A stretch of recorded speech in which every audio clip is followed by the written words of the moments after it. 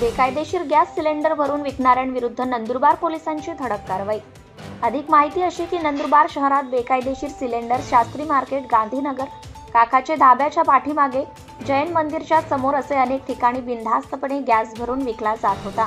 मात्र नुकतीच नंदुरबार जिल्ह्याचे पोलीस अधीक्षक श्रावण दत्त एस यांच्या आदेशानुसार नंदुरबार शहर पोलीस ठाण्याचे पोलीस निरीक्षक अमित मनेर यांनी आपला पथक तयार करून शास्त्री मार्केट परिसरातून एकूण 62 सिलेंडर, 2 वजन काटेसह एकूण किमतीचे 1,02,200 रुपयांचा मुद्देमाल 2 विक्रेत्यांकडून जप्त करण्यात आले आहे।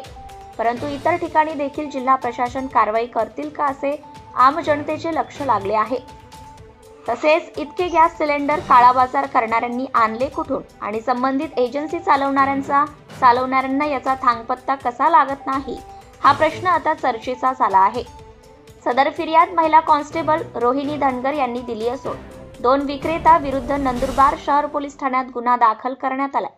यावेळी पोलीस उपनिरीक्षक विकास गुंजाळ, पंकज महाले, देवानंद वडवी, भटू धनगर, प्रवीण वसावे, हरीश कोळी, ललित गवळी यांनी मिळून सदर ठिकाणी कारवाई केली आहे। Subscribe now and press the bell icon. Never miss an update.